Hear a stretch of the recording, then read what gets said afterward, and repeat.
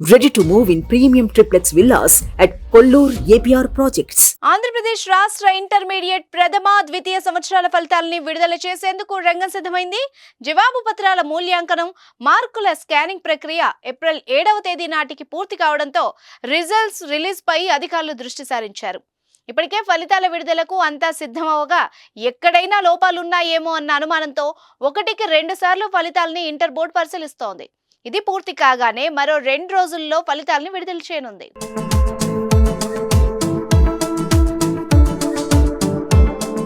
మొదట ఈ నెల 15న విడుదల చేయాలని భావించినా కూడా 12వ తేదీ నాటికే ఇంటర్ ఫలితాలు వెలువరించేందుకు ఇంటర్ బోర్డు సన్నాహాలు చేస్తోంది. ఏవైనా సాంకేతిక సమస్యలు తలెత్తితే మాత్రం 1-2 రోజులు ఆలస్యం అయ్యే అవకాశం ఉంది. ఫస్ట్ ఇయర్, సెకండ్ ఇయర్ ఫలితాలని ఒకేసారి విడుదల చేయనున్నారు. ఈ ఏడాది మార్చి 1 నుంచి 20 వరకు ఇంటర్ పరీక్షలు జరిగాయి. రాష్ట్ర వ్యాప్తంగా దాదాపు 10,52,673 మంది విద్యార్థులు హాజరయ్యారు.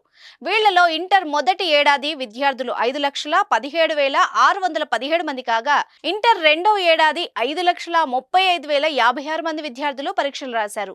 పబ్లిక్ పరీక్షల్లో 75 మంది విద్యార్థులు మాల్ ప్రాక్టీస్ కు ప్రయత్నించగా వీళ్లపై పోలీసులు కేసులు నమోదు చేశారు. మరోవైపు తెలంగాణలోనూ ఇంటర్ జవాబుల పత్రాల మూల్యాంకనం పూర్తయింది. ఫలితాలను ఏప్రిల్ 4వ వారంలో లేదంటే మే మొదటి వారంలో ప్రకటించేందుకు ఇంటర్ బోర్డు కసరత్తులు చేస్తోంది.